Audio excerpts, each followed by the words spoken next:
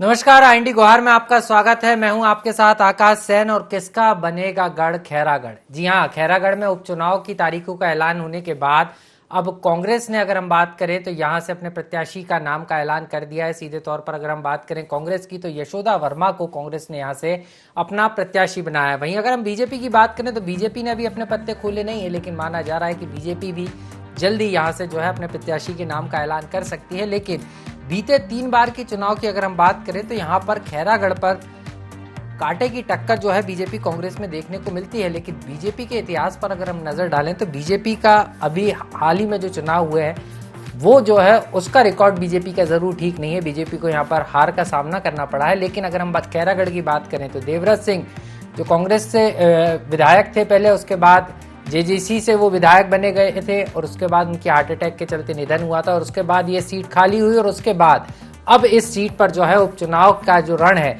वो देखने को मिलेगा। लेकिन सवाल यह है कि खैरागढ़ के गढ़ में कौन जो है बाजी मारेगा, ये बड़ा सवाल है। और इसको लेकर बीजेपी कांग्रेस के अलग अलग दावे हैं, लेकिन अजीत जोगी की कांग्रेस भी क्या कमाल करेगी ये देखने वाली बात होगी। और यही कारण है किसका बनेगा गढ़, ये एक बड़ा सवाल है खैरागढ़। और इसी पर बीजेपी कांग्रेस का क्या कुछ कहना है, सबसे पहले वो सुनते हैं। और जिस तरीके से यशोदा वर्मा ने का नाम फाइनल हुआ उसके बाद उन्होंने क्या कुछ कहा ये भी सुनेंगे और उसके बाद इस पर हम चर्चा करेंगे।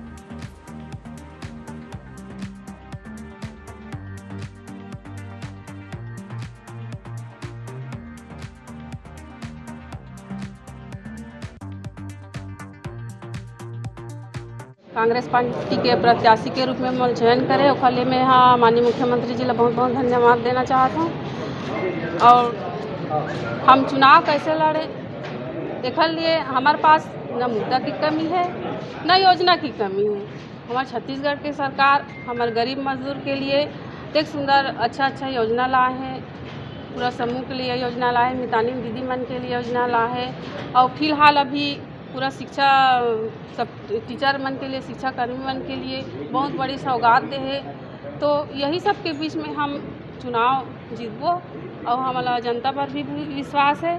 खैरागढ़ उपचुनाव के लिए कांग्रेस पार्टी से 23 नाम आए थे चुनाव लड़ने के लिए, जिसमें से हमने 6 नामों का सर्वे कराया और 6 नामों में जो प्रथम स्थान पर रहा यशोदा नीलंबर वर्मा, जो हमारी ब्लॉक कांग्रेस कमेटी की अध्यक्षा भी हैं, उनके नाम पे हाईकमान ने मुहर लगा दी है और उसका विधिवत घोषणा भी हो गया है। तो हमारी प्रत्याशी खैरागढ़ में यशोदा वर्मा होंगी और कल हम विधिवत नामांकन राजनांदगांव में माननीय मुख्यमंत्री जी, मंत्रिमंडल के सदस्य और हमारे वरिष्ठ नेताओं के साथ हम कल विधिवत नामांकन करेंगे। उसके साथ साथ चुनाव संचालन समिति की भी घोषणा हमने की है। माननीय वरिष्ठ मंत्री रविंद्र चौबे जी के नेतृत्व में एक चुनाव संचालन समिति की घोषणा की है और कल से ही हम लोग चुनाव के प्रक्रिया में आगे बढ़ेंगे और हम खैरागढ़ उपचुनाव दमदारी के साथ लड़ेंगे और हमें लगता है कि छत्तीसगढ़ में 71वां सीट खैरागढ़ होगा। तो सीधे तौर पर जो मोहन मरकाम है उनको आप सुन रहे थे, साफ तौर पर बता रहे थे कि छत्तीसगढ़ में जो है खैरागढ़ में जो उपचुनाव होना है इसके लिए यहां से यशोदा वर्मा को जो है कांग्रेस पार्टी ने अपना प्रत्याशी बनाया है। लेकिन बीजेपी ने अभी पत्ते खोले नहीं। लेकिन बीजेपी से अगर हम बात करें तो कौन से नाम निकलकर सामने आएंगे ये देखना बेहद दिलचस्प होगा और इसी पर चर्चा करेंगे हम कि खैरागढ़ के गढ़ में कौन बाजी मारेगा, किसका गढ़ खैरागढ़ बनेगा, ये बड़ा सवाल है।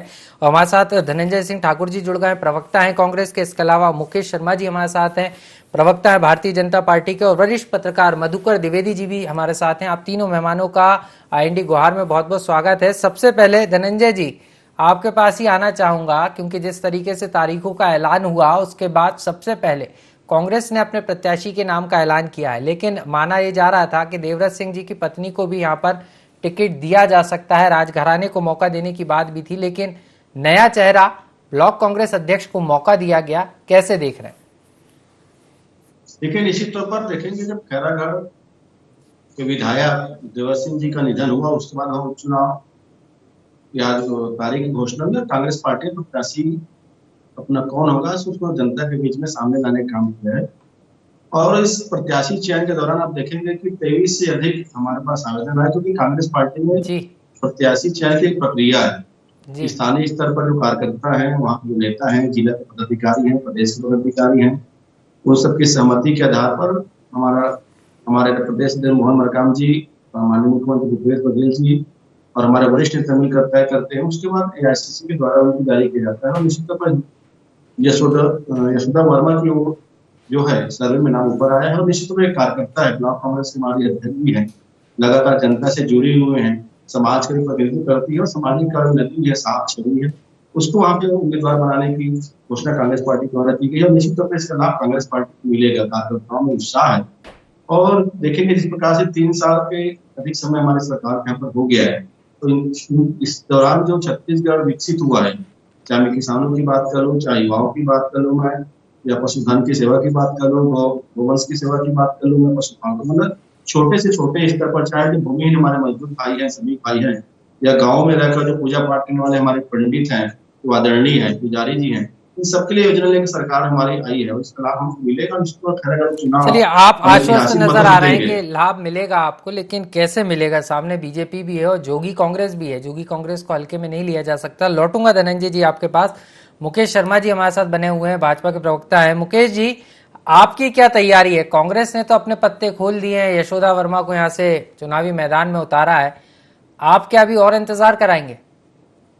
देखिए, भारतीय जनता पार्टी के भी संगठन है, वहाँ पे मंडल स्तर के कार्यकर्ता है, जिला स्तर के है, अनेक लोगों का नाम आया है और बहुत जल्द भारतीय जनता पार्टी भी अपने प्रत्याशी घोषित करेगी। और ये उपचुनाव में वहाँ से विधायक रहे थे, जिनका निधन हुआ,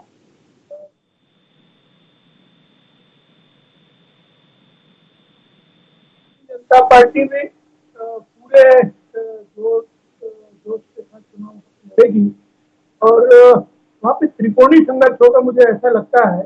और भारतीय जनता पार्टी पूरी तैयारी में है वहाँ पे चुनाव के लिए। और कांग्रेस के जो 3 साल के चलिए सर, मैं आपके पास लौटूंगा, कुछ तकनीकी खामी आ रही है, मैं लौटूंगा आपके पास। मधुकर द्विवेदी जैसे सर हमारे साथ लगातार बने हुए हैं। मधुकर सर, आप कैसे देख रहे हैं कि अगर हम बात करें तो जिस तरीके से खैरागढ़ के गढ़ की बात हो रही है, लेकिन सवाल ये है कि किसका होगा ये गढ़? और अगर हम बीते 3 से 4 उपचुनाव की अगर हम बात करें तो इसमें कांग्रेस को जरूर जीत मिली है, बीजेपी को हार का सामना करना पड़ा है। और अगर इस सीट की हम बात करें तो बीजेपी कांग्रेस दोनों ये दावा तो भर रही है, लेकिन जोगी कांग्रेस का कितना असर रहने वाला है? क्योंकि जोगी कांग्रेस अभी तक साइलेंट मोड में नजर आ रही है, माना जा रहा है कि वो अंदरूनी तौर पर तैयारी कर रही है। देखिए आकाश जी, उपचुनाव में तो अभी तक यही हुआ है कि कांग्रेस की बल्ले बल्ले रही। जोगी कांग्रेस का जिक्र आपने किया, मुझे नहीं लगता कि जोगी कांग्रेस बहुत निर्णायक भूमिका में है।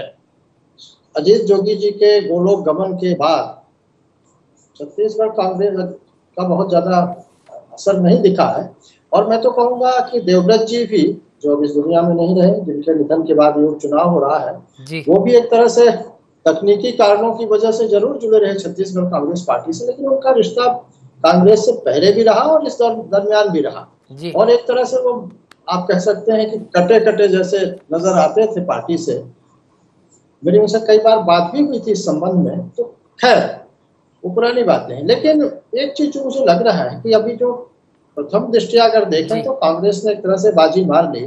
एक तो उन्होंने वहां से महिला को टिकट दिया, दूसरा वो महिला सक्रिय है, ब्लॉक कांग्रेस कमेटी के अध्यक्ष भी हैं उनके और जनपद सदस्य भी हैं, उनके पतिदेव भी राजनीति में है, कांग्रेस की राजनीति में अरसे से है। भारतीय जनता पार्टी अगर कोई हैवी वेट प्रत्याशी लाती है तो निश्चित तौर पे बहुत ही रोमांचक मुकाबला हो सकता है।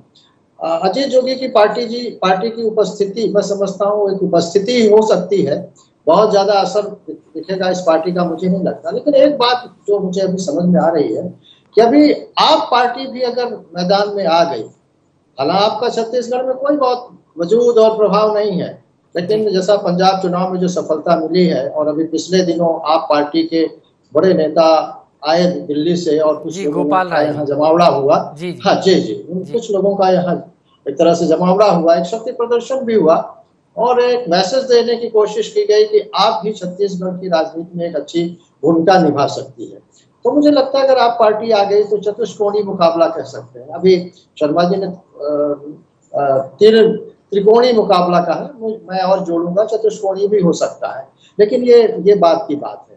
अभी तो हम यही कह सकते हैं कांग्रेस पार्टी ने जो एक तरह से कहिए जो एक शुरुआत की है, एक अच्छे खिलाड़ी को मैदान में उतार दिया है, उससे एक संभावना तो ये नजर आ रही है कि भाई अभी कांग्रेस के लोग कल से ही काम में नामांकन वो कल भरेंगे और कल से ही कांग्रेस के लोग काम में लग जाएंगे। भारतीय जनता पार्टी हो सकता है रोज दो रोज में पार्टी, बीजेपी भी अपने उम्मीदवार घोषित कर दे।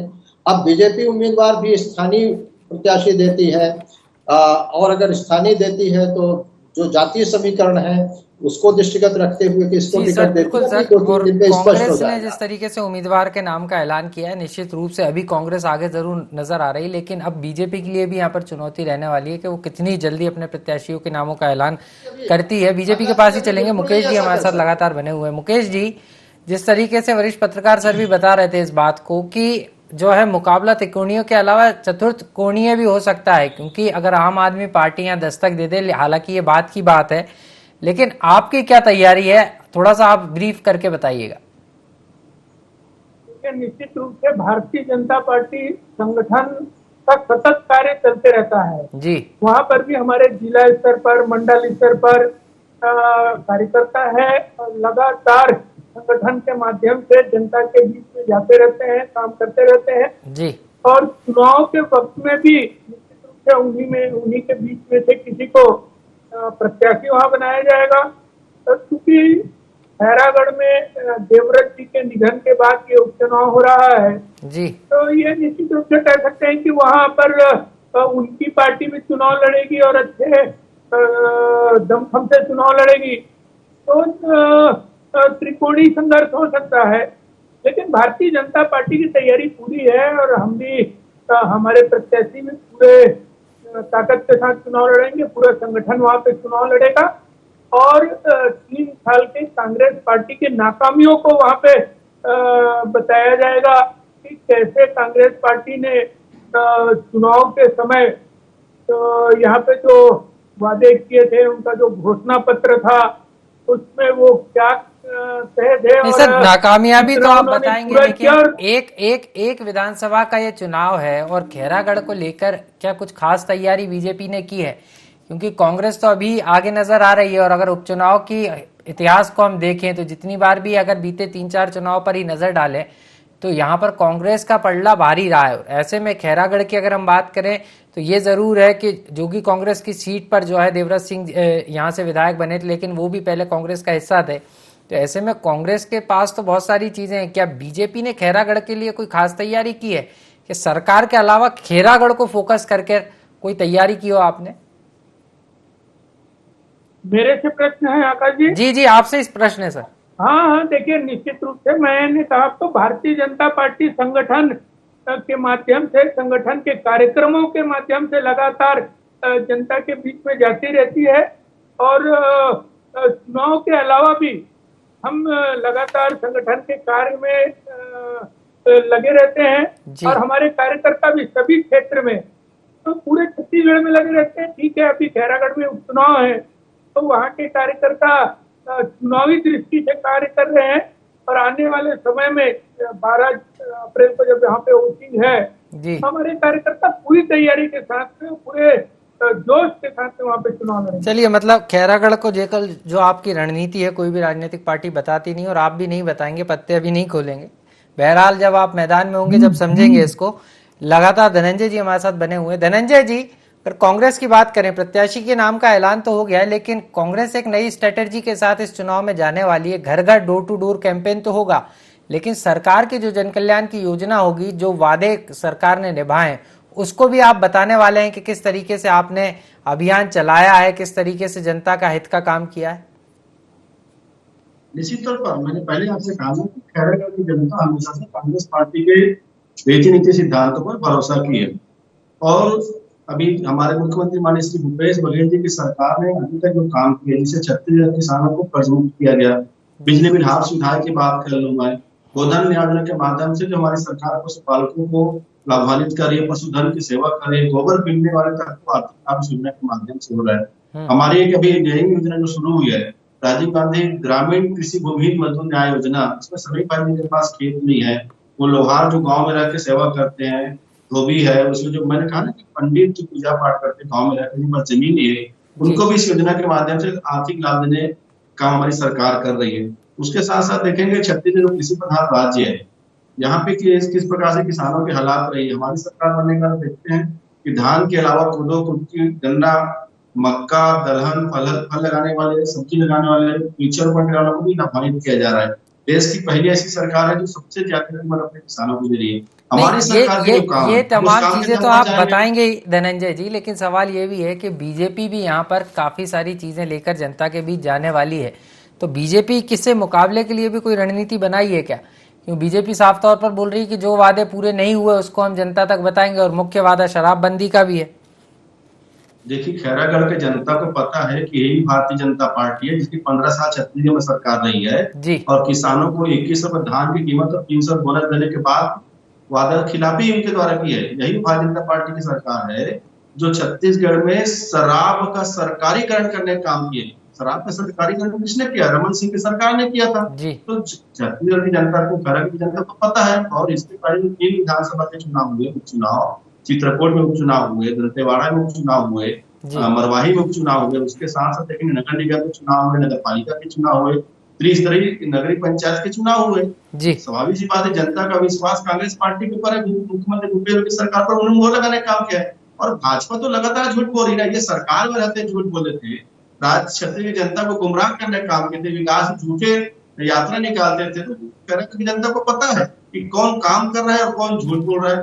चलिए, मैं बीजेपी से भी समझ लेता हूँ कि कौन झूठ बोल रहा है। आप तो आरोप लगा रहे हैं। मुकेश जी हमारे साथ हैं। मुकेश जी, कांग्रेस तो बिल्कुल आश्वस्त नजर आ रही है और हवाला भी दे रही है कि 3 उपचुनाव में बम्पर जीत जो है कांग्रेस को मिली है और आपके तमाम आरोप झूठे हैं। तो आपको भी अपनी रणनीति तो बतानी होगी। देखिए, निश्चित रूप से कहीं ना कहीं जब ये बात करते हैं तो अभी भी इनको अब बताने के लिए कुछ नहीं है। 3 साल सरकार हो गई, इतना बड़ा जनादेश मिला है, क्योंकि पूर्ण शराबबंदी की बात करके आए थे, उसका जवाब इनके पास है नहीं। तो ये भारतीय जनता पार्टी की सरकार की बात करते हैं, भारतीय जनता पार्टी की नीति के बारे में बात करते हैं। अरे भाई, जनता ने आपको क्यों चुना है? जनता से आप क्या बोल के सरकार में आए हैं? क्यों जनादेश मिला है उसको आपने पूरा क्यों नहीं किया? ये आपको बताना पड़ेगा। ये तो आप वो बताना छोड़ के भारतीय जनता पार्टी ने ये नहीं किया। अरे जनादेश आपको मिला है भाई, जवाब आपको देना है जनता को। बेरोजगारी भत्ता, बेरोजगारी भत्ता कहाँ है बताना पड़ेगा। एक तरफ तो ये बात करते थे नगरीय निकाय टैक्स का, अभी आप जाइए पूरे प्रदेश के अंदर में, पूरे प्रदेश के अंदर में नगरीय निकाय टैक्स अभी मार्च महीना होने के कारण जमा किए जा रहे हैं। अचानक लोगों के टैक्स डबल हो गए हैं। ये कैसे हो गया? तो ये भी समझाना पड़ेगा लोगों को। तो इनके कथनी और करनी में फर्क है, ये जनता समझ रही है। और ये जनता को चुनाव जीतने के लिए जो बात करते हैं, वास्तव में चुनाव जीतने के बाद में वो वादे पूरा करना ये कांग्रेस का काम नहीं है। तो कहीं ना कहीं जनता को ऐसा लग रहा है कि हमको ठगा गया है, हमारे साथ अन्याय हुआ है। तो ये उपचुनाव में जनता जवाब देगी कांग्रेस पार्टी को। जनता ये भारतीय जनता की पार्टी की बात क्यों करते हैं? अभी आप सरकार में हो, आप अपना वादा पूरा करो, आप उसकी बात करो। आप हर चीज को बताने के लिए भारतीय जनता पार्टी का सहारा लेना पड़ता है। क्या आपको अभी भी आभास नहीं है कि आप सरकार में हैं? अपने जिम्मेदारियों का आभास नहीं है? आप अपनी जिम्मेदारी निभाइए। कहीं ना कहीं जिम्मेदारी निभाने। चलिए, जनता सर जिम्मेदारी सत्ता पक्ष निभा रहा है, विपक्ष भी निभा रहा है, लेकिन जनता खैरागढ़ की भी जिम्मेदारी निभाएगी। लौटूंगा मुकेश जी, धनंजय जी आपके पास भी आऊंगा। एक निष्पक्ष प्रतिक्रिया ले लेता हूं। वरिष्ठ पत्रकार मधुकर द्विवेदी जी हमारे साथ लगातार बने हुए हैं। सर, वही पुराना बहाना है और एक दूसरे पर आरोप लगाना है। और अगर बात करें खैरागढ़ की, तो यहाँ का जो मूल मुद्दा है, क्योंकि आप बारीकी से यहाँ की सियासत को देख रहे हैं, आपको क्या लगता है किस तरीके का चुनाव रहने वाला है? क्योंकि खैरागढ़ की जनता अगर हम बात करें तो कई बार चौंका भी देती है परिणाम को देखकर। तो आपको कैसा लग रहा है कि इस बार का क्या कुछ रहने वाला है क्षेत्र में, खैरागढ़ में? क्योंकि वास्तविक स्थिति से आप काफी करीबी से जो है जानते हैं, आपको क्या लग रहा है सर? देखिए आकाश जी, जिस वक्त खैरागढ़ का चुनाव होगा उस समय मौसम का तापमान बहुत गर्म होगा और मुझे लगता है कि आरोप प्रत्यारोप का भी जो दौर चलेगा वो भी एक गर्मी पैदा करेगा जी। बिल्कुल अभी तस्वीर साफ तो कह ही नहीं सकते, क्योंकि अभी तो नामांकन ही होगा। जी दो मोटे मोटे दो बिंदु इसमें उभरेंगे इस चुनाव में। जी कांग्रेस की तरफ से ये कहा जाएगा कि हमने 3.5 साल में ये किया है और बचे 2.5 साल में, क्षमा कीजिएगा, 1.5 साल में ये करेंगे। जी भारतीय जनता पार्टी के पास ये मुद्दा होगा कि इन्होंने कुछ नहीं किया, आपको ठगा है और इसलिए इनको वोट ना दीजिए। तीसरी पार्टी जो छत्तीसगढ़ जनता कांग्रेस है, जी वो किसको लाते हैं, अगर वो कोई राज परिवार से लाते हैं, कहाँ से आते हैं, वो भी अपना दावा करेंगे कि हमारी सीट है, जोगी जी का स्मरण होगा, वोट मांगे जाएंगे। चौथी पार्टी कहेगी, जिसको आप बोलते हैं, वो कहेगी ये सब बेकार है, हमारा प्रतिनिधि दो। कहने का मेरा आशय ये है कि ये उपचुनाव में बहुत सारी बातें लगभग ऐसी ही आती हैं, लेकिन लोकतंत्र में जनता जनार्दन होती है। उसको लगा कि जो हमारे लिए अच्छा काम करेगा, विकास की बात करेगा, विकास करेगा, उसको हम चुनेंगे। और मुझे लगता है कि खैरागढ़ में भी यही होगा। अंततः कौन पार्टी आएगी वो अलग मुद्दा है, लेकिन अंततः यही होगा कि वो पार्टी जीतेगी जो जनता को ये एहसास कराएगी कि नहीं, हम आपके लिए काम करेंगे। नहीं सर, जनता को एहसास कराएगी वो तो जीतेगी, लेकिन सर एक चीज और दिलचस्प होगी इस चुनाव में, क्योंकि इस बार का चुनाव अगर हम बात करें, देवव्रत सिंह जी नहीं है, राजघराने को मौका देने की बात हो रही थी लेकिन मौका नहीं मिला, ब्लॉक कांग्रेस अध्यक्ष को मौका मिला।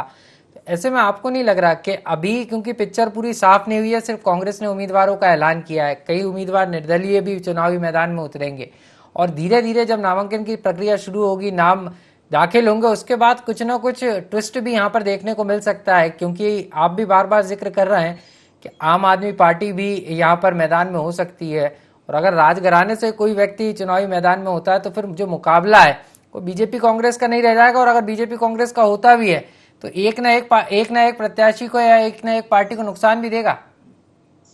आकाश जी, आपका अंदाज बहुत वाजिब है और कुछ कह नहीं सकते, क्योंकि अभी ये तीन पार्टियां हैं, उन्होंने अपने कैंडिडेट घोषित नहीं किए।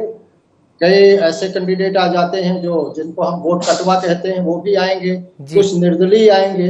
लेकिन देखिए, हमारे मैं तो भारत की बात करूंगा, पूरे देश में जो एक सिस्टम हो गया है जाति समीकरण वाला, वो कितना प्रभावी होता है, चाहे वो खैरागढ़ हो या कहीं का भी चुनाव। अगर जातीय समीकरण जिस राजनीतिक पार्टी के अनुकूल हो गया, तो कई बार ऐसे लोग बाजी मार ले जाते हैं जिनकी संभावना भी नहीं होती है जी। तो अब जो 2-3 पार्टियां हैं, ये किसको वोट देती हैं, राज परिवार से कोई सदस्य आता है, कौन आता है, ये सारी चीजें जब तक स्पष्ट नहीं होती तब तक एक अनुमान नहीं लगा सकते। लेकिन मोटा-मोटी आप ये कह सकते हैं कि जो मुख्य जो चुनावी एक तरह से संघर्ष कहिए या चुनावी एक समर होगा, वो कांग्रेस और भारतीय जनता पार्टी के ही बीच होगा।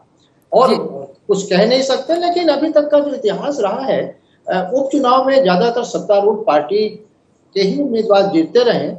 अपवाद छोड़ दिया जाए, कहीं ऐसा भी हुआ है कि सत्तारूढ़ पार्टी के लोग बुरी तरीके से भी हारे हैं, लेकिन जो छत्तीसगढ़ में उपचुनाव हुए पिछले कुछ सालों के दौरान, उसमें कांग्रेस को सभी सीटों पे जीत मिली है।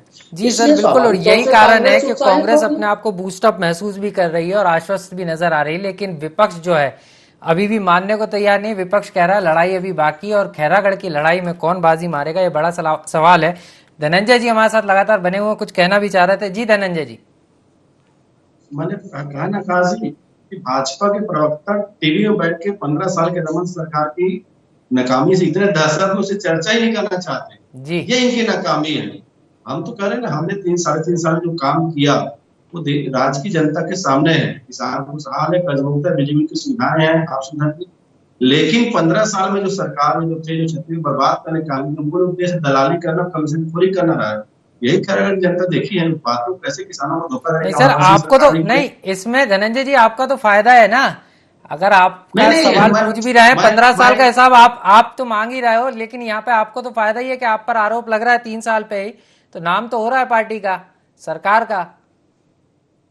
देखिए, मैंने कहा 3 साल से तो आरोप ही लगा रहे हैं ना, 3 साल से आरोप लगा रहे हैं, उसके परिणाम भी सामने है।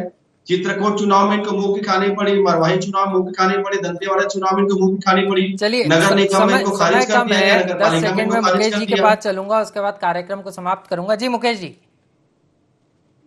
देखिए, निश्चित रूप से कांग्रेस पार्टी यहाँ, इसके पहले भी यहाँ कांग्रेस पार्टी के विधायक नहीं थे, जो भी कांग्रेस के विधायक थे, और कांग्रेस की पूरी प्रदेश में सरकार को वहाँ के जनता ने देखा है खैरागढ़ के, और कहीं ना कहीं कांग्रेस खरी उतरी नहीं है। जिस प्रकार से चलिए, आप पूरे कह रहे हैं छत्तीसगढ़ कांग्रेस में खरी नहीं उतरी। बहुत बहुत अराजकता का शुक्रिया, आप माहौल है। तीनों मेहमान हमारे जनता साथ जुड़े। समय कम है, माफी के साथ क्षमा चाहता हूं, आपको रोक रहा हूं। और खैरागढ़ के गढ़ में किसका जो है डंका बजेगा ये देखना महत्वपूर्ण होगा। लेकिन कांग्रेस ने अपने प्रत्याशी के नाम का ऐलान करके अभी तो फिलहाल जो है बढ़त बना ली है, लेकिन यहाँ पर त्रिकोणीय मुकाबला होगा या चतुर्कोणीय देखना बेहद दिलचस्प होगा, और कौन यहाँ से बाजी मारेगा, क्योंकि खैरागढ़ का गढ़ किसका होगा ये देखना बेहद दिलचस्प होने वाला है। एनडी गुहार में इतना ही, मुझे दीजिए इजाजत, नमस्कार।